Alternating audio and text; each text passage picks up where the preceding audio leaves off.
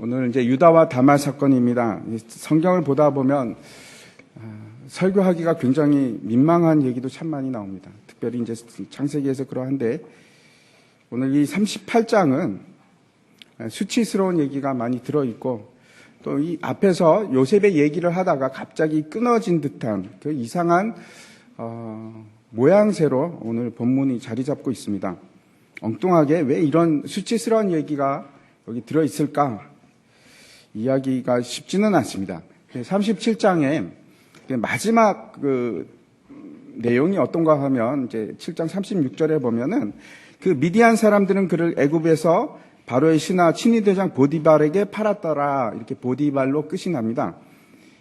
그리고 이제 다시 39장을 한번 보십시오. 39장 1절에 보면은 요셉이 이끌려 애굽에 내려가매 바로의 신하 친위대장 애굽 사람 보디발이 그를 그리로 데려간 이스마엘 사람의 손에서 요셉을 산이라. 똑같은 내용을 이제 보고하고 있습니다. 그래서 마치 그 사이에 다른 이 유다 다말 사건을 통해서 혹시나 잊어버렸을까봐 지금 요셉은 지금 보디발의 집으로 갔다 하는 것을 다시 기억해 합니다. 맥이 끊어지지 않도록 그렇게 하고 있습니다. 우리가 이제 다시 한번 기억할 것은 참 37장의 앞에 나오는 그 내용입니다. 야곱의 족보는 이러하니라 2절에 나오죠. 그 말씀을 기억했으면 좋겠습니다. 제가 이제 말씀을 드렸지만 족보라는 것이 톨레도시인데 그것이 족보만 의미하는 것이 아니고 가계, 후손, 가족 이런 의미를 가집니다. 그래서 야곱의 후손들에 대한 이야기가 전개된다 라고 생각을 해도 아무런 차이가 없습니다. 그래서 야곱의 후손 중에서 요셉의 얘기가 나오고 또 유다의 얘기가 나온다고 해도 뭐 결코 이상한 얘기는 아닙니다. 그런데 그런 의문이 됩니다. 아니 왜 하필 유다인가?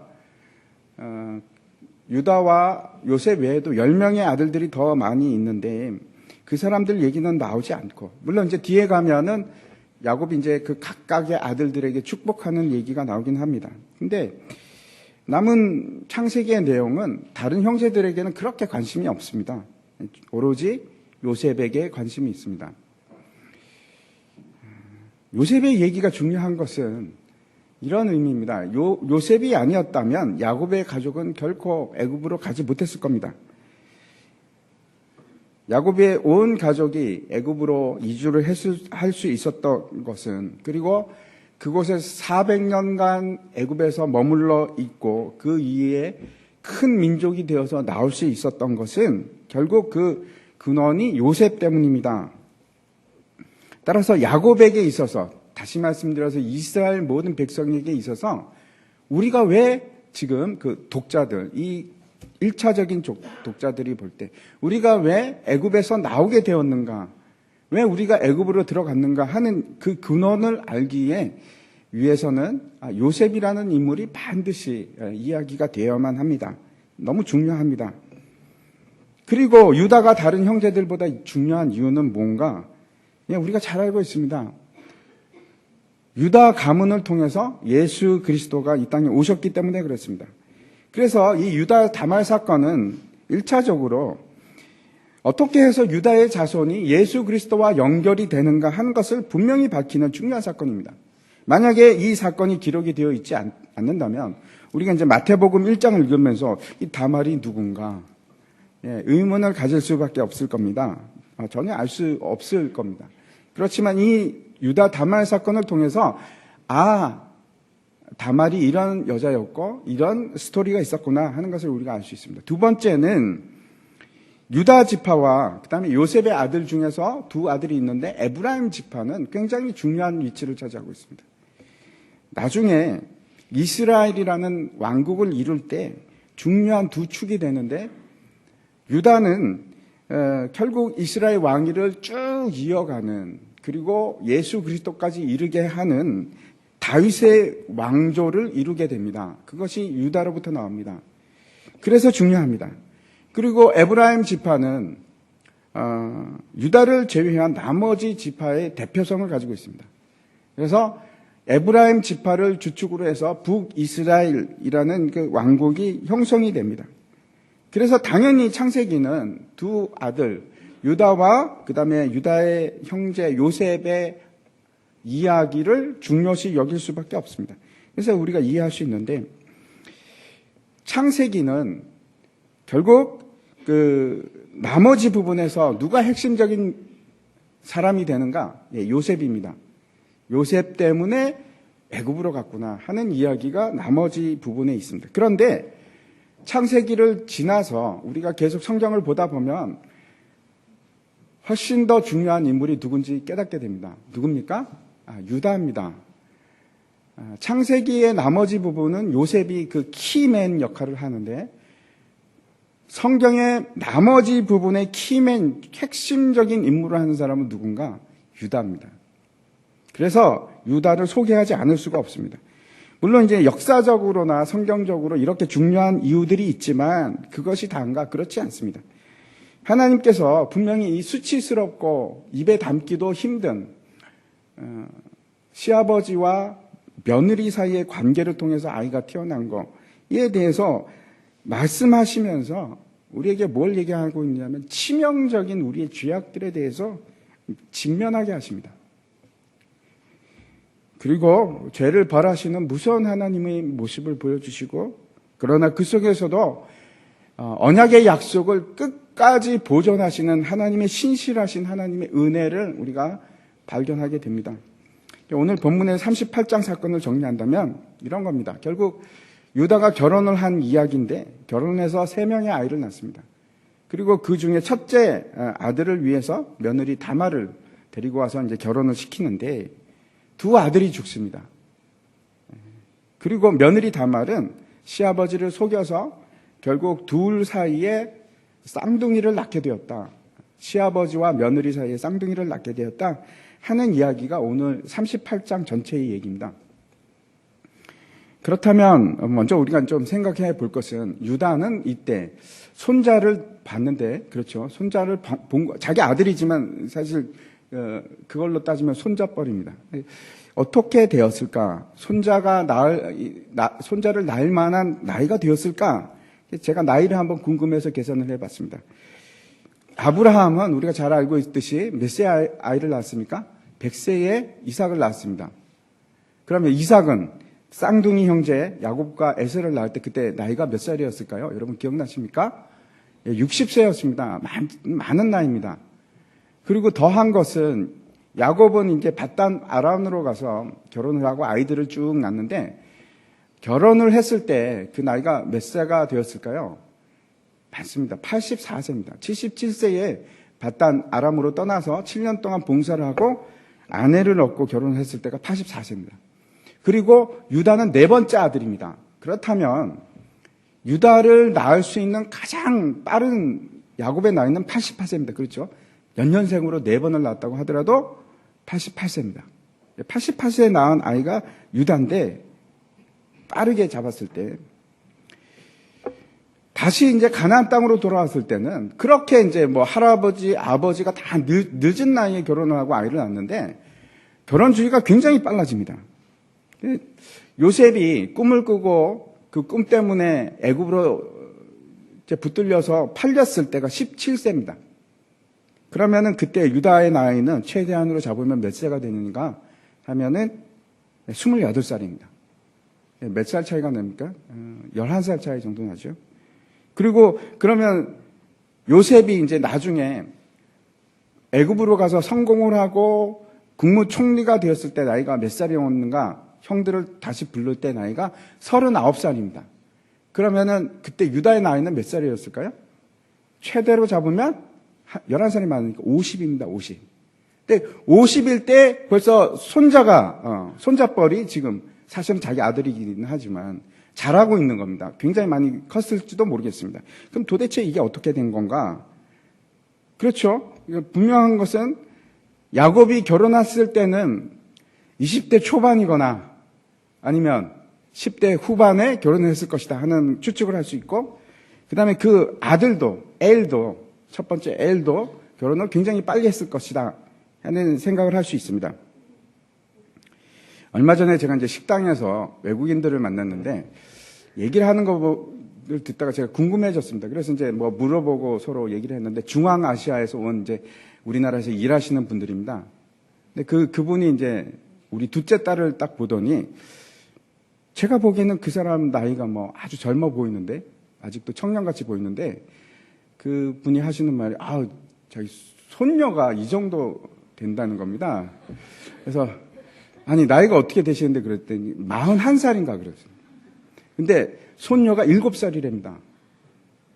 그래서 도대체 이해가 안 가서 어떻게 된 거냐 그랬더니 자기도 그렇고 자기 아들도 그렇고 10대 후반에 결혼을 했답니다. 그래서 그렇게 빨리 아이를 낳답니다. 아니, 가능합니다. 이 야곱도 그렇습니다. 굉장히 빨리 결혼한 겁니다. 아무튼 유다가 그 아버지나 할아버지보다 훨씬 더 빨리 결혼한 것은 왜 이렇게 일찍 결혼을 했을까 하는 것이 사실 전체적인 오늘 배경이기도 합니다. 먼저 우리가 생각해 볼 것은 야곱의 아들들의 장자권입니다. 첫 번째 아들이 누군가? 르우벤인데 르우벤은 장자권에서 멀어졌습니다. 왜 그렇습니까? 아버지 야곱의 첫 빌하와 동침을 합니다. 좀 이것도 끔찍한 일이죠. 그래서 이제 탈락, 멀어집니다. 그리고 두 번째 아들과 세 번째 아들은 시므온과 레위인데 이 사람들도 문제가 있습니다. 어떤 문제가 있었습니까? 세겜에서 잔혹하게 그 살육을 벌입니다. 모든 그 사람들을 다 죽인. 그래서 멀어집니다. 장자권과는 멀어집니다. 그러면 첫 번째, 두 번째, 세 번째가 지나면 네 번째 아들이 누군가? 유다입니다. 근데 유다에게는 굉장히 힘든 라이벌이 있는데 그게 누구였는가? 요셉입니다. 야곱이 가장 사랑하는 아들이 요셉이었기 때문에. 그렇다면 만약에 요셉이 없어지면 장자권은 누구 것이 됩니까?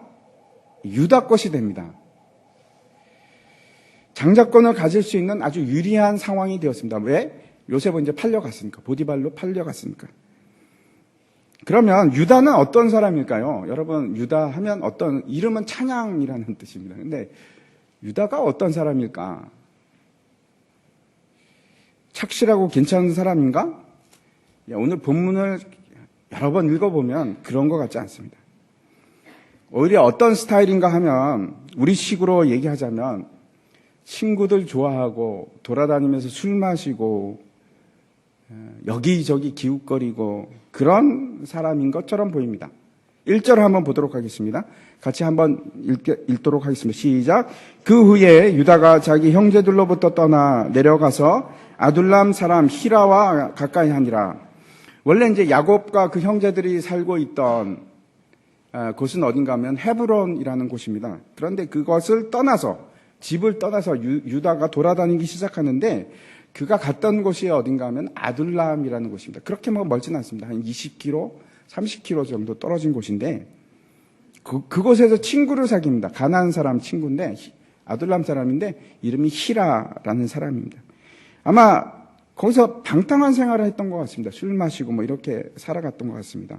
젊은 나이에 이제 가족을 떠나서 마음대로 자유를 만끽하고 자신을 위해서 그냥 사는 겁니다. 이방인들하고 어울리고 놀고 그러면서 그쪽 문화의 풍습에 이제 막 젖어가는 그런 상태인 것 같습니다. 우리말로 하자면 세상 사람들처럼 살아가는 겁니다. 그리고 이제 뭐라고 하는가 하면 거기서 수아라는 사람의 딸을 만나보고 마음에 들었는지 이뻤는지 결혼을 했다고 얘기하는 것이 아니고 그냥 같이 살기 시작합니다. 성경은 심지어는 어떻게 하는가 하면 그 여자 이름조차 기록하지 않습니다. 무슨 얘기인가? 이름을 언급할 이유도 없다는 겁니다. 아무튼 그런 여자랑 같이 삽니다. 여기서 우리가 생각할 것이 왜 하나님께서 이스라엘 백성들을 야곱의 그 가족을 애굽으로 옮기셨을까요? 가나안에 계속 살게 두지 않고 왜 애굽으로 옮기셨을까요? 거기서 400년을 살게 하십니다. 애굽 땅에서. 그것도 종로로 사면서. 결국 우리가 추측할 수 있습니다. 이 이스라엘 사람들이 가나안 땅에 그냥 주저앉아서 살았으면 아마 문화에 휩쓸리고 그 땅 여자들과 결혼하고 통혼을 하면서 점점 그 땅에 흡수되어 갔을 겁니다. 뭐 뻔하게 보입니다. 마치 문화는 뭐하고 비슷하냐면은 경제에 있어서 양화는 악화를 구축한다. 그런 말 있지 않습니까? 좋은 돈은 나쁜 돈을 사라지게 만듭니다. 똑같이 타락한 문화는 신속하게 좋은 문화를 먹어 들어갑니다. 언제든지 그렇습니다. 그게 특별히 어떤데 그런가 하면 성적인 타락, 물질적인 탐욕 같은 것은 아주 급격하게 파고듭니다. 우리나라도 한번 보십시오. 그거는 너무나 신속하게. 그래서 영적인 부흥이 있지 않으면은 그 일은 계속해서 퍼져나갑니다. 심화되는 방향으로 갑니다. 역사적으로 계속 그래 왔습니다. 제가 이제 얼마 전에 뉴스에 있는 그 기사를 본 적이 있는데, 미국에서 청소년을 대상으로 이제 조사를 했습니다. 동성애자들이 얼마나 되는가. 그리고 깜짝 놀란 겁니다. 왜냐하면 급격하게 늘었는데, 지금 전체적으로 급격하게 늘었습니다. 옛날에는 1%가 안 된다고 쳤는데, 지금 미국에 있어서 어른 동성애자들 비율이 4%입니다. 그런데 청소년은 얼마나 될까요? 12%입니다. 12%. 10명 중에 1명 이상이 지금 동성애자입니다. 왜 그런가 하면 미국에서는 지금 많은 주에서 유치원부터 시작해서 동성애를 가리킵니다. 그 교재 한번 보셨습니까? 끔찍한 내용들을 가리킵니다. 그걸 가리키면서 이거는 절대 나쁜 게 아니야. 네가 받아들여야 돼. 라고 가리킵니다. 급격하게 많아질 수밖에 없습니다. 그게 태어나면서 그런 성적 지향을 가지고 태어난 것이 아니고 문화가 그렇게 만들어가는 겁니다. 문화가. 그것을 좋은 것으로 만들어갑니다, 지금. 해도 되고 안 해도 되고가 아니고 아름다운 것으로 가리킵니다. 그 교재가 그렇게 되어 있습니다. 청소년들이 무려 어른에 비해서 3배가 높은데, 또 한 가지 다른 제가 통계를 봤는데, 우리나라에서 작년에 나왔던 통계입니다.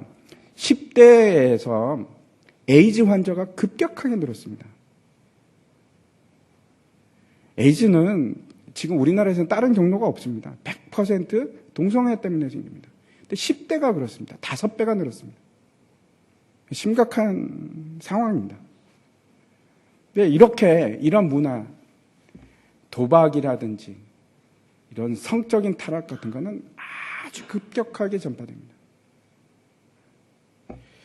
아무튼 그 유다가 가나안 여자로부터 3명의 아이들을 낳는데 이름이 엘과 오난과 셀라입니다. 오난이라는 여러분 뜻을 아십니까? 이제 영어 단어가 됩니다. 오난이. 38장 5절 말씀을 우리가 같이 한번 읽겠습니다. 시작. 그가 또 다시 아들을 낳고 그의 이름을 셀라라 하니라. 그가 셀라를 낳을 때에 유다는 거십에 있었더라. 여기 보면은 유다가 심지어는 뭐라고 얘기하는가 하면, 여러분 보이십니까? 아들을 낳는데 집에 없습니다. 거십이라는 곳에 가서 있습니다. 왜 그랬을까? 모르집니다. 알 수는 없지만 분명한 것은 이 유다는 이걸 명시하고 있다는 것은, 성경에서 이걸 강조해서 명시하고 있다는 것은 유다는 지금 별로 가정에 충실한 사람이 아니구나.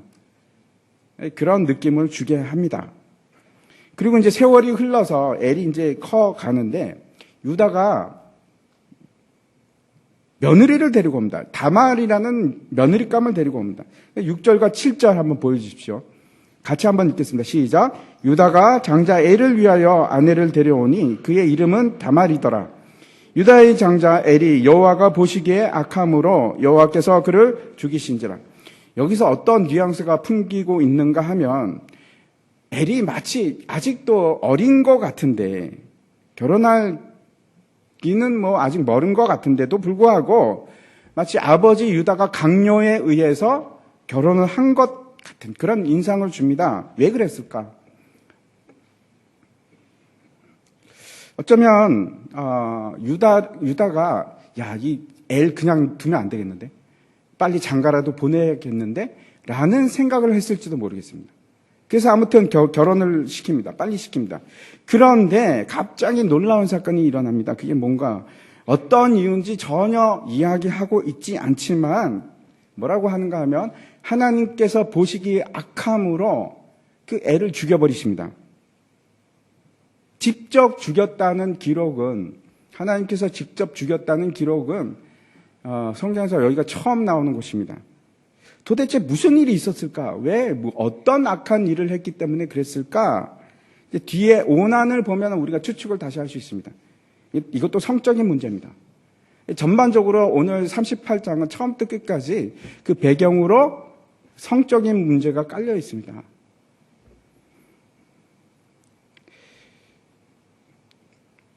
우리가 알고 있는 하나님, 여러분은 어떤 하나님을 알고 계십니까? 요엘 선지자가 이런 선포를 했습니다. 성경에 여러 번 나옵니다. 요엘뿐만 아니고 하박국도 저 얘기를 했고 출애굽기에도 저 얘기가 나옵니다. 한번 같이 읽겠습니다. 시작. 너희는 옷을 찢지 말고 마음을 찢고 너희 하나님 여호와께로 돌아올지어다. 그는 은혜로우시며 자비로우시며 노하기를 더디하시며 인애가 크시사 뜻을 돌이켜 재앙을 내리지 아니하시나니. 은혜로우시고 자비로우시고 노하기를 더디하시고 뜻을 돌이켜 재앙을 내리지 않는 분이 여호와 하나님이십니다. 그런데 이거 도대체 어떻게 된 건가? 기다리시지도 않고 바로 애를 죽이신 것 같은 그런 모습을 봅니다. 도대체 오래 참으시는 하나님은 어디 계시고 여기에 계신 하나님은 왜 이렇게 무서운 하나님이신가? 이방 신들처럼 진노해서 사람들을 그냥 무차별하게 죽이는 그런 하나님이신가? 아니면 구약이니까 그런가? 구약에는 율법이니까 그런 건가? 여러분 어떻게 생각하십니까? 그렇지 않습니다. 신약에도 이런 장면이 나옵니다. 사도행전 5장에 보면은 아나니아와 삽비라가 있는데 그 사람들이 자기 땅을 팔아서 헌금을 하기 위해서 이제 사도들 앞에 나옵니다. 그런데 그 헌금 금액을 속입니다. 그래서 잘 아시죠? 죽습니다. 즉사합니다. 그 자리에서. 5장 11절에 보면은 뭐라고 얘기하고 있냐면은 온 교회와 이 일을 듣는 사람들이 다 크게 두려워하니라. 하나님께서 두려워하게 만드십니다. 구약의 하나님은 진노를 내리시는 하나님이시고 신약의 하나님은 사랑의 하나님이신가? 그렇지 않습니다. 신약에서 가장 큰 하나님의 진노가 쏟아진 곳이 있습니다. 그것이 어딘지 혹시 아십니까? 십자가상에서 예수 그리스도에게 하나님의 모든 진노가 다 쏟아집니다. 어마어마한 진노가 그 위로 쏟아졌습니다. 제가 나단 카터라는 목사님의 글을 읽었습니다. 그 얘기를 제가 잠깐 하겠습니다. 미국의 한 고등학생 이야기인데 이 아이의 아버지가 선교사가 됩니다. 그래서 온 가족이 선교지로 떠났는데 아내와 그 다음에 두 아들, 이게 형이죠. 그렇게 같이 다 떠났습니다.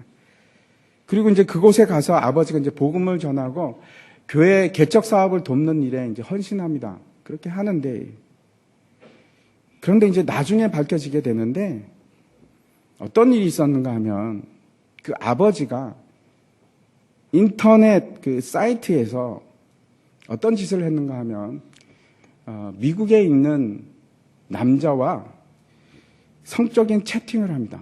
여자가 아니고 남자입니다.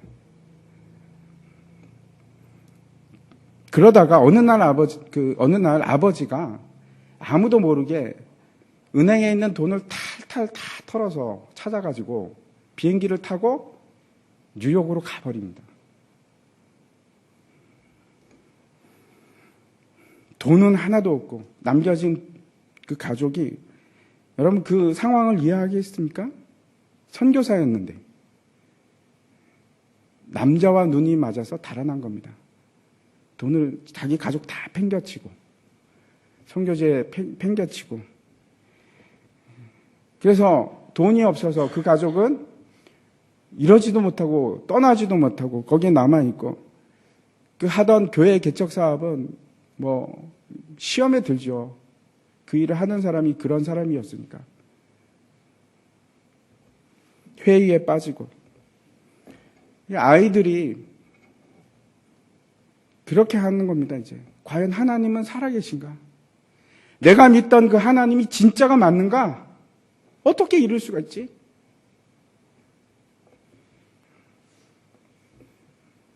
그래서 이제 그 고등학교에 다니던 아이가 자기가 알고 있던 목사님에게 편지를 보냅니다. 이메일을 보내는데 그 상황을 설명하는 겁니다. 그러면서 나는 더 이상 하나님이 살아계신지 진짜가 맞는지 나는 모르겠습니다. 정말 맞습니까? 그래서 이제 그 목사님이 그 학생을 위해서 이제 기도하기 시작했는데 어떤 기도를 했는가 하면 하나님, 그 아빠가 회개하게 하시든지 아니면 하나님, 그를 차라리 데려가 주십시오. 그런 기도를 했습니다. 무시무시한 기도지만 그만큼 절박한 겁니다. 일주일이 지났는데 그 아빠가 어떻게 되는가 하면 그때까지 뭐 심장에 전혀 문제도 없고 건강한 사람이었는데 일주일 후에 심장마비로 죽습니다. 심장이 터져서 죽었다고. 가족에게는 정말로 놀랍고 슬픈 일임에도 분명한데 그렇지만 동시에 이제 뭘 깨닫게 되는가 하면 하나님은 살아계시구나. 그리고 그 교회도 다시 이제 회복되기 시작했습니다. 하나님께서 분명히 이런 일을 계속 행하지는 않으십니다. 그런데 분명히 하나님은 은혜롭고 자비롭고 노하기를 더디하시고 인애가 크셔서 뜻을 돌이켜서 재앙을 내리시지 않는 분임에도 불구하고 그 택한 자들을 살리기 위해서 그 택한 자들을 보존하기 위해서 모든 것이 그래서 합력해서 선을 이루시게 하기 위해서 때로는 초월적인 기적을 사용해서 아니면은 자연적인 방법을 사용해서 분명하게 사람들에게 심판을 내리시고 말씀하십니다. 여러분, 그게 기억하십니까? 아론의 아들들이 첫 번째 제사를 드릴 때 하나님이 명하시지 않은 다른 불을 가지고 제사를 드리려고 하다가 어떻게 됩니까? 하나님의 불이 떨어져서 둘 다 즉사를 합니다. 오늘 본문도 마찬가지입니다. 히브리서 10장에서 이렇게 말씀하십니다. 제가 한번 읽겠습니다. 원수 갚는 것이 내게 있으니 내가 갚으리라 하시고 또 다시 주께서 그의 백성을 심판하리라 말씀하신 것을 우리가 아노니 살아계신 하나님의 손에 빠져 들어가는 것이 무서울진저 이렇게 얘기합니다. 살아계신 하나님의 손에 잡히면 끝입니다. 분명히 하나님은 사랑의 하나님이십니다. 그런데 동시에 죄에 대해서 절대로 반드시 갚으시는 하나님이십니다. 반드시 그 값을 찾으십니다. 우리에게도 마찬가지입니다, 여러분.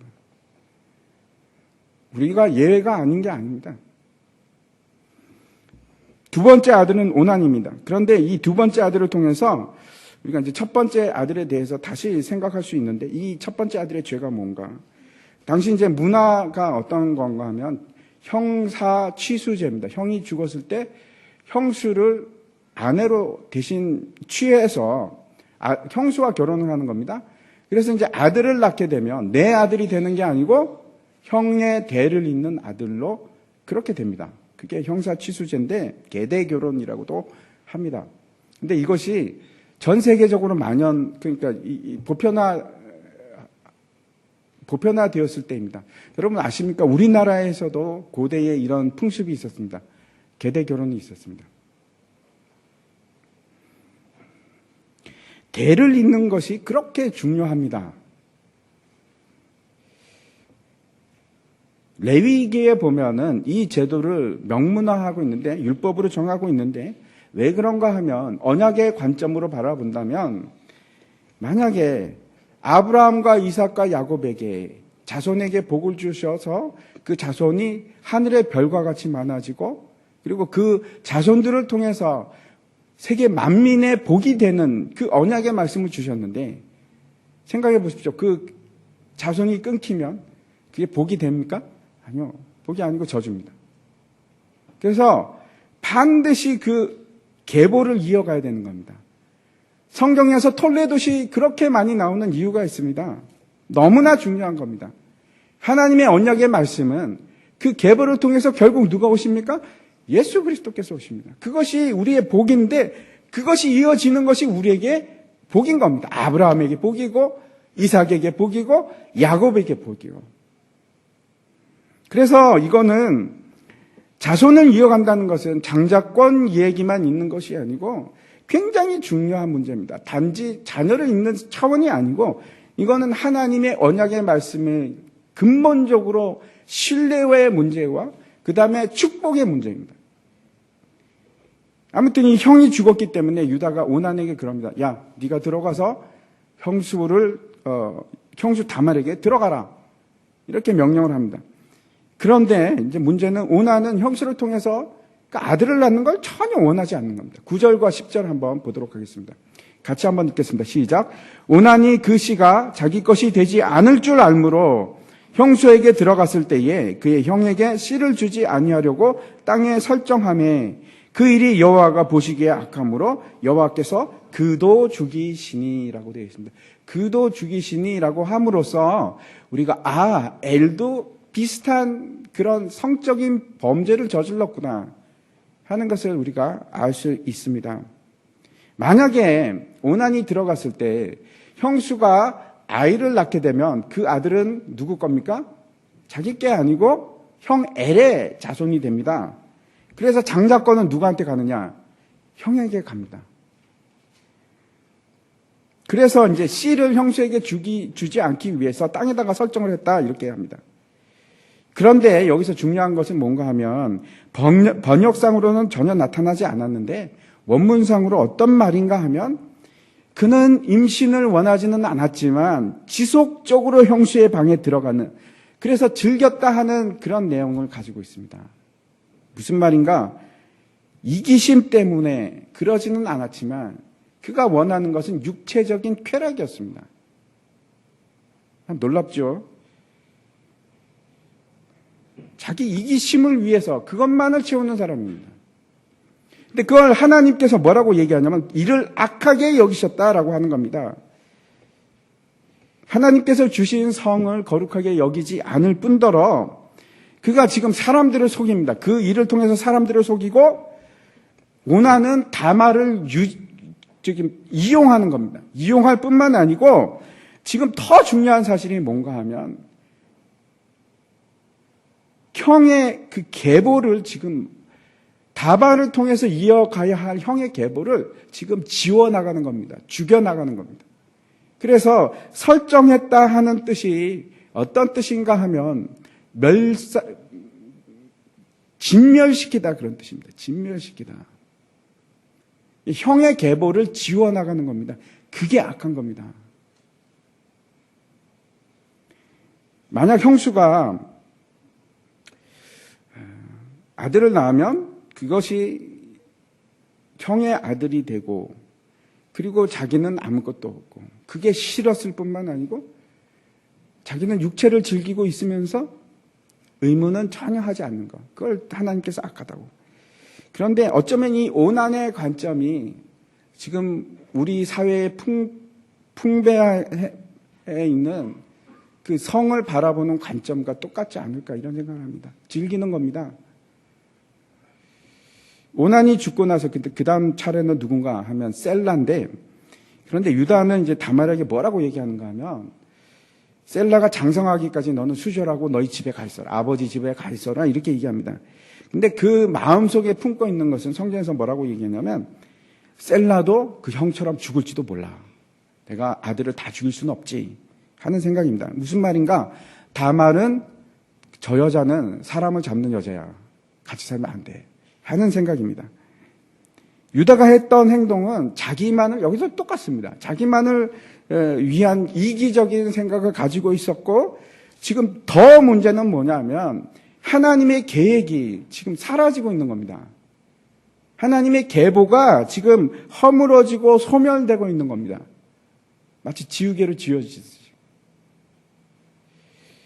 얼마 가지 않아서 이제 다말이 눈치를 챕니다. 아, 유다가 지금 나에게 아들을 줄 생각이 전혀 없구나. 셀라를 줄 생각이 전혀 없구나. 눈치를 채고 어떻게 하는가 하면 계략을 꾸미게 됩니다. 어떤 건가 하면 유다가 좀 있다가 이제 아내가 죽습니다. 그리고 나서 이제 친구 히라하고 딥나에 가 있는데 그것도 이상합니다. 왜 딥나에 갔을까?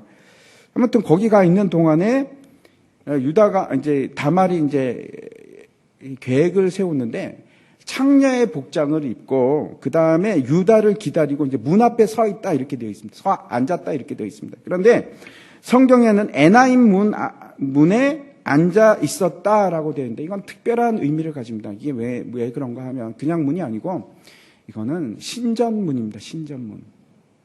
그러니까 이 신전이 바알을 위한 신전인지 아스타롯을 위한 신전인지 여신을 위한 신전인지 모르겠는데 지금 신전 앞에서 기다리고 있습니다. 그 당시에 이제 어떤 문화인가 하면 그 신에게 제사를 지낸다는 것은 굉장히 음란한 제사입니다. 여사제들이 있는데 여사제들과 관계를 통해서 그 신들을 기쁘게 하는 그 문화가 가나안 문화입니다. 근데 그 장소에 누가 있었는가? 유다가 있는 겁니다. 뿐만 아니고 이제 그 털 깎는 때라고 되어 있는데 이 털을 깎는 때는 축제 기간입니다. 축제가 되면은 사람들이 흥분이 되고 들뜨고 또 자유로운 생각이 들어가고 이제 옛날부터 그렇죠. 들어오던 이야기 뭐 이건 뭐 여담이지만 그 올림픽이라는 게임이 원래 여러분 혹시 어떻게 시작되는지 혹시 아십니까? 그 올림픽은 신들을 위한 제전입니다. 신들을 위한. 올림포스에 있는 신들을 위한 제전입니다.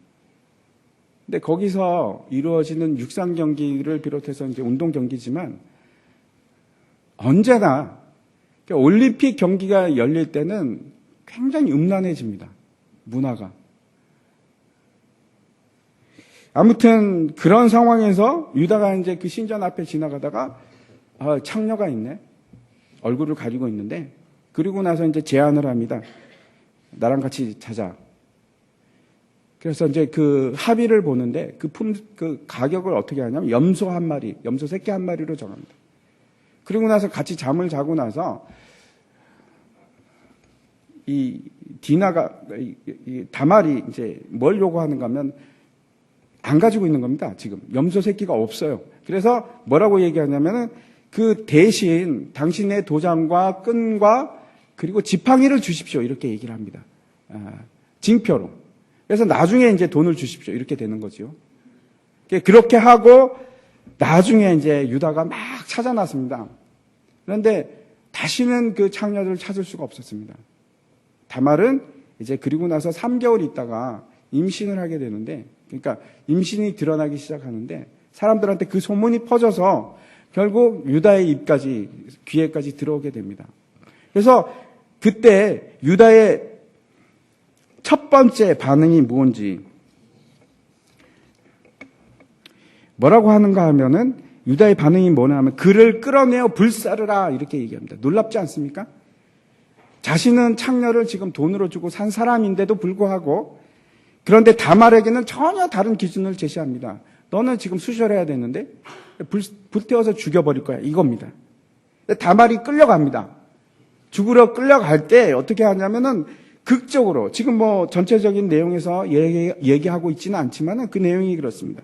극적으로 다른 사람을 통해서 도장과 끈과 지팡이를 유다에게 전달이 됩니다. 그리고 유다가 그걸 딱 보는 순간 이게 어떻게 된 건가? 이게 26절 말씀입니다. 26절 말씀을 같이 읽도록 하겠습니다. 시작. 유다가 그것을 알아보고 이르되 그는 나에게 옳도다. 내가 그를 내 아들 셀라에게 주지 아니하였음이로다 하고 다시는 그를 가까이 하지 아니하였더라. 깜짝 놀란 겁니다. 아마 제 생각에는 등에서 막 식은땀이 흐르지 않았을까 그렇게 생각을 합니다. 그리고 하는 말이 너무나 중요한 말을 하는데 그는 나보다 옳도다. 다른 말로 하면 그는 의롭다. 그는 더 의롭다 하는 말을 합니다. 이렇게 창세기를 보면 참 놀라운 일들의 연속입니다. 하나도 정상적인 일이 없는 것처럼 사람들을 속고 입에 담기도 힘든 일들이 그냥 계속해서 일어나고 그런데 이것이 우리의 현실입니다. 우리 주변을 한번 돌아보십시오. 이것이 우리의 그대로 현실 그대로입니다. 에레미야 17장에 이렇게 말씀하십니다. 만물보다 거짓되고 심히 부패한 것은 마음이라 누가 능히 이를 알리오마는. 오늘 말씀은 여기서 끝나는 것이 아니고 다말이 임신한 두 아이를 낳게 됩니다. 쌍둥이인데 두 아이를 낳게 되는데 베레스와 세라입니다. 근데 여기서도 앞서와 같이 똑같은 일들이 다시 반복이 됩니다. 무슨 얘기인가 하면 장자가 또 바뀝니다. 쌍둥이가 나오는데 먼저 나오는 그 손에다가 붉은 실을 막 묶습니다. 그런데 그게 다시 쑥 들어가고 다른 아이가 태어난 겁니다. 이 바뀐 장자권 이야기는 여기서 끝나지 않습니다. 뒤에 요셉에게도 똑같이 일어나고 그리고 뒤에 가면 다윗에게도 똑같이 일어나고 하나님 나라는 사람의 힘과 계획으로 이루어지는 것이 아닙니다. 그것이 오늘 말씀의 결론이기도 합니다. 제가 이 유다 다말 사건을 다시 한번 정리해 보겠습니다. 여러분, 유다는 왜 다말이 의롭다라고 얘기했을까요? 첫 번째, 그가 다말이 의롭다고 한 것은 반대로 무슨 말이 되는가? 나는 악하다. 하는 고백입니다. 이것이 유다의 터닝 포인트가 됩니다. 이 이후로 유다의 모습이 달라지기 시작하는데 나중에 보면 심지어 막내 동생 베냐민을 위해서 자신이 희생을 하겠다고 얘기를 합니다. 그런 사람으로 바뀝니다. 이 이야기를 그냥 대할 때는 마치 우리가 어떤 느낌을 받는가 하면 다말이 속이고 그 시아버지를 유혹한 어쩜 그럴 수가 있나 하는 약간 창녀처럼 보입니다. 하지만 진짜 죽어야 할 마땅한 악인은 누군가? 유다입니다. 그 두 아들 엘과 오난뿐만 아니고 진짜 죽어야 할 사람은 유다입니다. 똑같습니다. 그는 하나님의 언약을 망각했고 약속의 자녀로 살아가는 것을 망각합니다. 그리고 그를 통해서 이루어져야만 하는 하나님의 계획이, 구원의 계획이 잊혀져 가고 그 스스로가 속이는 자가 되어서 하나님의 복의 계획을 소멸하는 일이 그를 통해서 일어나기 시작했습니다. 그런데 그걸 회복시킨 사람이 누군가? 다말입니다. 놀라운 일입니다. 다말은 어떻게 했는가 하면은 자신이 창녀가 되어서 가늠한 여자라는 수모를 당하면서 죽음을 무릅쓰고 결국 예수 그리스도를 잊게 하는 그 계보를 잇는 하나님의 계획을 이루는 자가 됩니다. 유다의 죄를 짊어지고 유다가 받아야 할 수모를 누가 받는가? 다말이 다 받습니다. 끝까지 그렇습니다. 끝까지.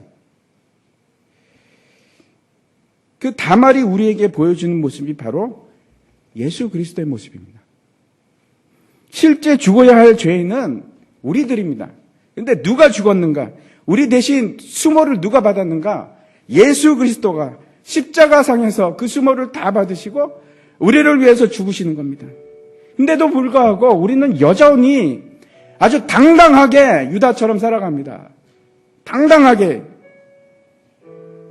우리 안에 그렇게 악한 계획이 있음에도 불구하고 하나님의 계획을 생각하지 않고 그 일을 이루는 것에는 전혀 관심이 없고 우리 자신을 위해서 살아갑니다. 하나님 나라가, 여러분, 하나님 나라가 내 자신의 모든 계획보다 더 무겁게 여겨진 적이 있으십니까? 하나님 나라가 내 자신보다 더 무겁게 여겨진 적이 있으십니까? 없지 않습니까? 내 자신을 희생해서라도 이 땅의 만민들에게 복음을 전하는 것이, 그것이 내 계획이 되었던 적이 있습니까? 여러분, 선이라는 것이 뭔가 하면 그게 선입니다. 하나님의 계획이 이루어지는 일, 그것만이 선입니다. 그럼에도 불구하고 우리는 하나님이 존재하는 이유가 마치 나 자신을 위해서 하나님이 존재하는 것처럼 그렇게 살아갑니다. 하나님을 무시하고 하나님의 계획을 무시하고 내가 내 자신만을 위해서 살아가는 것. 그것을 성경은 뭐라고 얘기하면 하나님 보시기에 지극히 악하다. 하나님 보시기에 지극히 악하다. 그렇게 얘기하십니다. 마치 하나님께서 지금 오난과 애를 죽였던 것처럼 하나님께서 지금 이 순간에 저와 여러분을 죽인다고 당장 여러분과 저를 죽인다고 할지라도 우리에게는 할 말이 없습니다. 왜? 우리가 지금 그렇게 살고 있으니까. 나를 위해서 살고 있으니까. 모든 것이 나를 위해서 내가 기준이고 내가 다고 내 가족이 다고.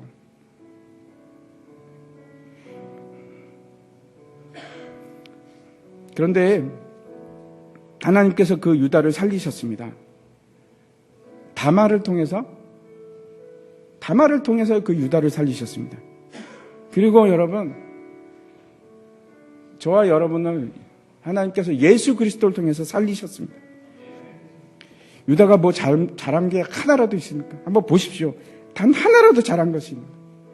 전혀 없습니다. 그렇지 않습니다. 어떤 사람은 하나님께서 죽이시고 하지만 어떤 사람은 살리셨습니다. 하나님께서는 에서는 미워하고 야곱은 사랑하셨습니다. 비록 유다의 아들들이지만 엘과 오난은 미워하셨지만 왠지 모르겠습니다. 하나님은 유다를 사랑하셨습니다. 그리고 그를 살리셨습니다. 그를 사랑하는 자에게 저와 여러분에게 하나님께서는 어떤 하나님으로 다가오시냐면 은혜롭고 자비로우시고 인애가 많으셔서 오래 참으시고 재앙을 내리지 않으시는 분. 그게 우리에게 있어서 하나님입니다. 다시 오늘 본문 한번 생각해 보시기 바랍니다. 우리가 바로 유다와 똑같은 사람입니다. 그리고 유다와 같이 우리도 은혜를 입은 사람입니다. 하지만 잊지 마시기 바랍니다. 유다가 그의 복이 계속해서 지속되었던 이유는 그가 돌이키고 회개하면서 믿음의 고백을 했기 때문에 그렇습니다.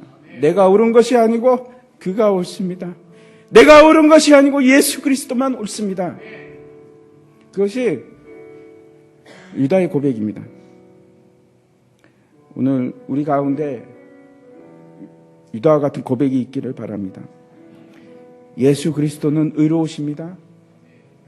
그가 나를 위해서 죽으셨습니다. 하는 고백이 있기를 바랍니다. 오늘 같이 일어나셔서 마지막 찬송을 같이 하겠습니다.